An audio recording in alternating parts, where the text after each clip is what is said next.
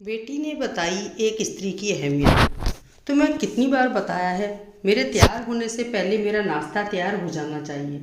शादी के 25 सालों बाद भी मुझे क्यों बार बार एक ही बात बतानी पड़ती है लता? तुम्हें क्या है, तुम तो आराम से घर पर रहोगी, मुझे काम पर जाना पड़ता है। तुम हो कि हमेशा बेवकूफ़ जैसी हरकत करती हो।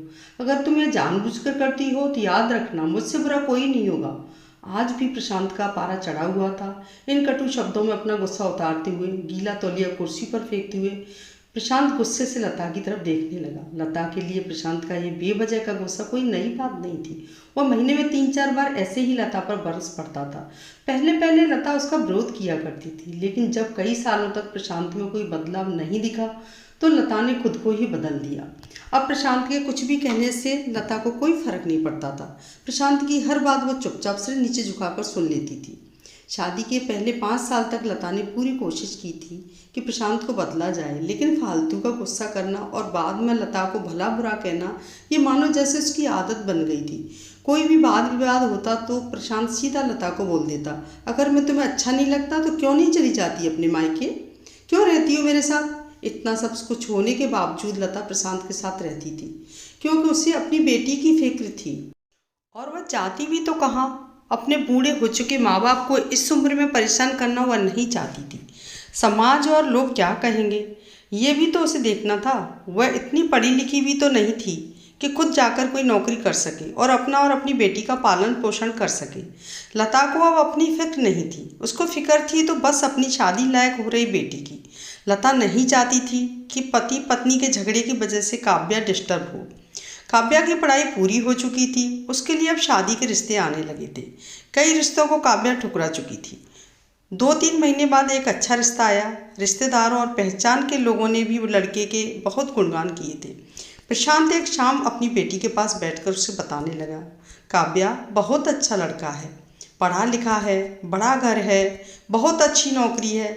ऐसे रिश्ते बार बार नहीं आते बेटा, इस बार मना मत करना। काव्या अपने पिता से ज़्यादा बात नहीं करती थी, शायद डरती थी या शायद नफरत करती थी, लेकिन आज वो अपनी पूरी हिम्मत इकट्ठा कर बोली, मुझे अभी शादी नहीं करनी है पापा, मैं नौकरी करना चाहती हूँ, खुद अपने पैरों पर खड़ी होना चाहती हूँ। हाँ तो इसमें क्या बड़ी बात है, मैंने लड़के से बात की है, वह तुम्हें किसी बात के लिए नहीं रोकेगा।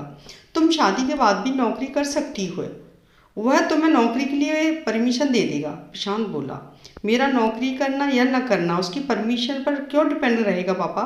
काव्या ने पूछा। मैं कह रहा हूँ ना, तुम्हें किसी भी चीज़ की कमी नहीं होगी वहाँ। ऐसे रिश्ते बार बार नहीं आते, ऐसे ठुकरा मत, बहुत खुश रहेगी तुम वहाँ। प्रशांत बोला, पापा क्या मैं उतनी ही खुश रहूँगी जितनी मम्मी इस घर में खुश है? काव्या ने तंज कसते हुए कहा। आज आज तुम्हारी जुबान कुछ ज़्यादा नहीं चल रही? प्रशांत गुस्से से आंखें बड़ी करते हुए बोला, पापा मुझे शादी ही नहीं करनी है, क्योंकि शादी के बाद अगर वह लड़का आपके जैसा निकला तो मैं क्या करूँगी? मुझे आपके जैसा जीवन साथी नहीं चाहिए जो बिना बात के मुझ पर हमेशा चिल्लाए। मुझे कुछ भी अपनी पसंद का लेना हो तो 10 बार सोचना पड़े, कहीं वह नाराज़ ना हो जाए। मेरी तबीयत कैसी भी हो उसे परवाह ना हो, रोटी थोड़ी सी मोटी बन जाए तो वह घर सर पर उठा ले, उसकी चेक बुक ना मिले तो भी मेरा ही दोष निकाले और हर छोटी मोटी बात पर मुझे मायके जाने के लिए कहे। काव्या ने अपना दिल खाली करते हुए पापा से सब कह दिया। प्रशांत का गुस्सा 7वें आसमान पर था, लेकिन उसके मुंह से एक भी शब्द नहीं फूट रहा था। वो काव्या की बातें सुन रहा था। काव्या उतना ही बोलकर चुप नहीं हुई। आज पहली बार वह अपने पापा के सामने इतना कुछ बोल रही थी। पापा, आपने माँ के साथ हमेशा गलत व्यवहार किया है। आप अपने ऑफिस का गुस्सा बिना सोचे समझे माँ पर उतार देते हैं। कभी इस बात की परवाह भी नहीं करते कि उन्हें कैसा लगता होगा। आपकी बातें सुन माँ ने अपना स्वाभिमान खो दिया। प्रशांत आज पहली बार अपने किए बर्तावों को महसूस कर पा रहा था। वो इतना ही बोल पाया, जो तुम्हारा मन है वो करो, मैं तो इतना बुरा हूँ ना? काव्या ने प्रशांत का हाथ पकड़ा और बोली, पापा मुझे सिर्फ एक सवाल का जवाब दे दो, क्या आप चाहेंगे कि मेरा पति आपके जैसा हो? अगर आपका जवाब हाँ है तो कर दीजिए मेरा रिश्ता आज ही, और ना है तो मुझे आत्मनिर्भर बनने दीजिए। प्रशांत कुछ भी न बोल पाया और वहाँ से चुपचाप बाहर चला गया। आज उसे लता के सामने जाने में शर्म आ रही थी। चलते चलते उसकी आंखों से आंसू बह रहे थे। प्रशांत ने आज से अपने आप को बदलने का निश्चय किया। अगले दिन से लता ने अपने पति में काफ़ी बदलाव देखा। वह सोचने लगी कि जो हिम्मत काव्या ने दिखाई, वह हिम्मत अगर मैं पहले ही दिखा देती तो शायद आज परिस्थितियाँ कुछ और होती। अब काव्या पढ़ लिख कर अच्छी नौकरी करने लगी थी और 3 साल बाद उसके लिए एक अच्छा रिश्ता आया और उसकी विदाई पर प्रशांत बोला, बेटा तू हमेशा खुश रहेगी क्योंकि तेरा पति तेरे बाप जैसा नहीं है। प्रशांत की यह बात सुनकर लता और काव्या की आंखों से आंसू बहने लगे। दोस्तों, हमारे समाज में औरतों को भले ही देवी का दर्जा दिया जाता है, लेकिन वह स्वतंत्रता नहीं दी जाती जो उन्हें देनी चाहिए। उन्हें बचपन से ही बताया जाता है कि वह पराया धन है। स्कूल से आने में देर हो जाए तो पिटाई मिलती है। मोबाइल पर बातें करते हुए दिख जाए या खिड़की से झांकती हुई दिख जाए तो शक किया जाता है।